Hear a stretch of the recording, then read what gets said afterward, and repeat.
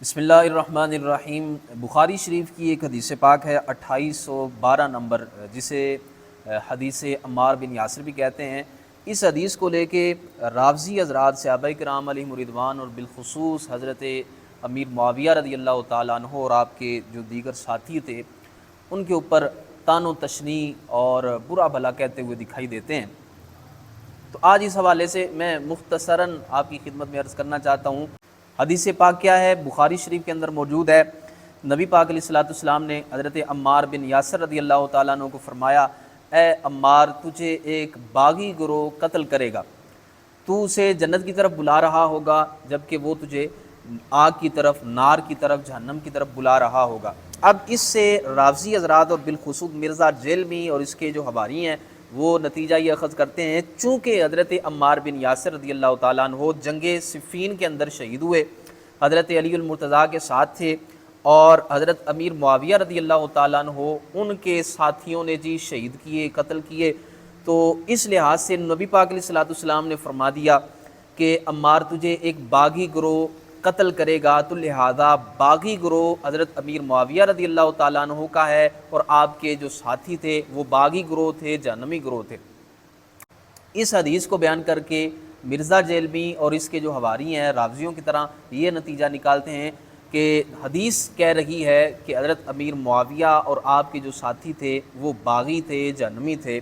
بالفرض اگر مان لیا جائے جو نتیجہ مرزا جیلمی اور اس کے حواری نکالتے ہیں، میں چند ایک سوال آپ کی خدمت میں عرض کرنا چاہتا ہوں کہ اگر بالفرض مان لیا جائے کہ حضرت امیر معاویہ رضی اللہ تعالیٰ عنہ آپ باغی تھے، جہنمی تھے، تو پھر پہلا سوال یہ ہے، آپ ذرا جرت کریں، راویوں کی طرح کھلم کھلا یہ بات کہیں کہ حضرت امیر معاویہ رضی اللہ تعالیٰ عنہ باغی تھے، جہنمی تھے۔ استغفر اللہ العظیم۔ اس لیے کہ آپ مقدمہ ہی یہ پیش کرتے ہیں، دعویٰ ہی یہ پیش کرتے ہیں، تو پھر اعلان کیجئے۔ آپ ساتھ میں حضرت امیر معاویہ رضی اللہ تعالیٰ عنہ کو رضی اللہ تعالیٰ عنہ بھی کہتے ہیں، ساتھ میں کہتے ہیں کہ وہ باغی بھی تھے، جہنمی بھی تھے۔ تو آپ ڈکلیئر کریں، ایسی بالکل واضح سٹیٹمنٹ دیں تاکہ پتہ چل جائے کہ آپ کا موقف کیا ہے۔ نمبر 3، اگر حضرت امیر معاویہ رضی اللہ تعالیٰ عنہ آپ اور آپ کا جو گروہ تھا وہ باغی تھا، جہنمی تھا، تو پھر سوال یہ ہے کہ حضرت امیر معاویہ کے ہاتھ پہ حضرت امام حسن پاک نے بیعت کی ہے، حضرت امام حسین رضی اللہ تعالیٰ عنہ آپ نے بیعت کی ہے، تو کیا حضرت امام حسن پاک نے ایک باغی اور جہنمی کے ہاتھ پہ بیعت کی ہے؟ اور حضرت امام حسن پاک کے حوالے سے تو نبی پاک علیہ السلام فرما گئے کہ یہ میرا بیٹا سردار ہے، اور دو مسلمانوں کے گروہوں کے درمیان، دو گروہ جو مسلمانوں کے ہوں گے، دو جماعتیں جو مسلمانوں کی ہوں گی، نبی پاک علیہ السلام کی حدیث بتا رہی ہے کہ وہ دونوں جماعتیں، دونوں گروہ مسلمانوں کے ہوں گے۔ حضور نے فرمایا کہ یہ جو میرا بیٹا ہے نا حسن، یہ سردار ہے اور یہ دونوں مسلمانوں کے گروہوں کے درمیان صلح کروائے گا۔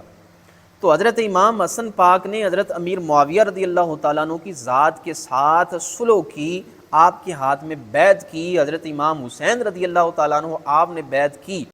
حضرت امام حسین رضی اللہ تعالیٰ عنہ آپ کا کردار ایسا ہے کہ یزید پلید سامنے آتا ہے اور بیعت کا مطالبہ کرتا ہے، تو حضرت امام حسین رضی اللہ تعالیٰ عنہ آپ برملا یہ اعلان کرتے ہیں کہ ہم بیعت کرنے کے لیے تیار نہیں ہیں۔ ایک ایک کر کے اپنے تمام رفقا، اپنے اعزاء و اقارب، بیٹے، بھانجے، بھتیجے، سب کچھ آپ قربان کر دیتے ہیں، لیکن یزید کے ہاتھ میں بیعت نہیں کرتے۔ تو ایک طرف یزید کا معاملہ ہے تو حضرت امام حسین رضی اللہ تعالیٰ عنہ ڈٹ جاتے ہیں، شہید ہو جاتے ہیں اور اپنے سارے کنبے کو شہید کروا دیتے ہیں، لیکن بیعت نہیں کرتے۔ دوسری طرف معاملہ حضرت امیر معاویہ کا ہے کہ ان کے ہاتھ میں حضرت امام حسن پاک بھی بیعت کر رہے ہیں، حضرت امام حسین بھی بیعت کر رہے ہیں اور دیگر صحابہ بھی بیعت کر رہے ہیں۔ تو یہ اس بات کی دلیل ہے کہ حضرت امیر معاویہ رضی اللہ تعالیٰ عنہ ٹھیک تھے، ان کا جو بیٹا یزید ہے اس کا کردار ٹھیک نہیں تھا۔ یہی وجہ ہے کہ حضرت امام حسن نے بھی بیعت کر لی، حضرت امام حسین نے بھی بیعت کی، جبکہ یزید کی باری آئی تو حضرت امام حسین رضی اللہ تعالیٰ عنہ آپ نے بیعت نہیں کی۔ یہ چند ایک سوال ہیں کہ اگر بالفرض یہی مان لیا جائے کہ حضرت امیر معاویہ رضی اللہ تعالیٰ عنہ باغی گروہ کے ساتھ ان کا تعلق تھا، تو پھر یہ چند سوال ہیں کہ حضرت امام حسن پاک، امام حسین پاک نے بیعت کیوں کی۔ دوسرا یہ ہے، نبی پاک علیہ الصلوۃ والسلام نے ان کو وحی الہی اس کی کتابت کے لیے منتخب کیوں فرمایا؟ خطوط آپ سے کیوں لکھوائے جاتے رہے؟ اگر ایسا ہی معاملہ تھا تو کیا معاذ اللہ نبی پاک علیہ الصلوۃ والسلام ایک باغی شخص سے اللہ تعالیٰ کا کلام لکھواتے رہے، ایک باغی شخص سے خطوط لکھواتے رہے اور ان کو اپنے ساتھ رکھا؟ تو اس کا مطلب یہ ہے کہ جو بخاری کی اس حدیث سے مرزا جیلمی اور اس کے حواریوں نے نتیجہ نکالا ہے اور نتیجہ اخذ کیا ہے، وہ باطل ہے، مردود ہے۔ ہماری جو تاریخ ہے اس تاریخ میں کسی نے بھی ایسا نظریہ اور ایسا عقیدہ اور ایسا نتیجہ اخذ نہیں کیا اس حدیث کے تحت۔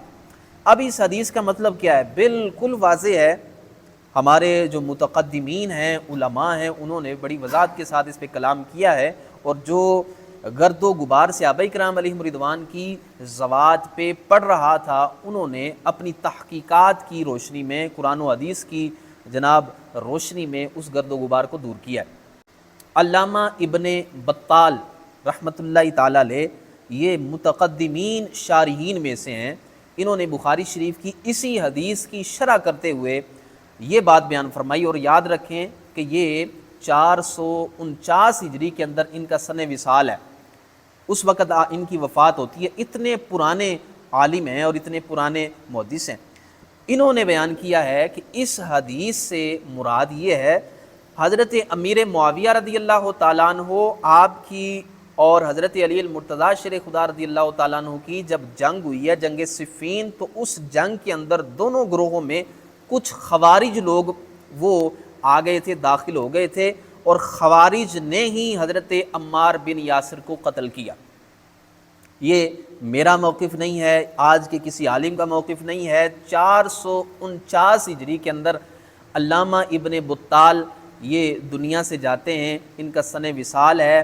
انہوں نے جو شرح لکھی ہے اس کے اندر یہ بات بیان کی ہے، فرماتے ہیں کہ حضرت امیر معاویہ رضی اللہ تعالیٰ عنہ کے گروہ کے اندر خوارج آ گئے تھے، اور خوارج نے ہی حضرت عمار بن یاسر کو قتل کیا۔ اب اس حدیث کا معنی مفہوم بالکل واضح ہے کہ نبی پاک علیہ السلام نے حضرت عمار بن یاسر کو فرمایا کہ تجھے ایک باغی گروہ قتل کرے گا۔ بالکل خوارج باغی ہیں اور بالکل جہنمی ہیں۔ اب اس حدیث کا ترجمہ یوں کرتے ہوئے بالکل کوئی دقت محسوس نہیں ہوتی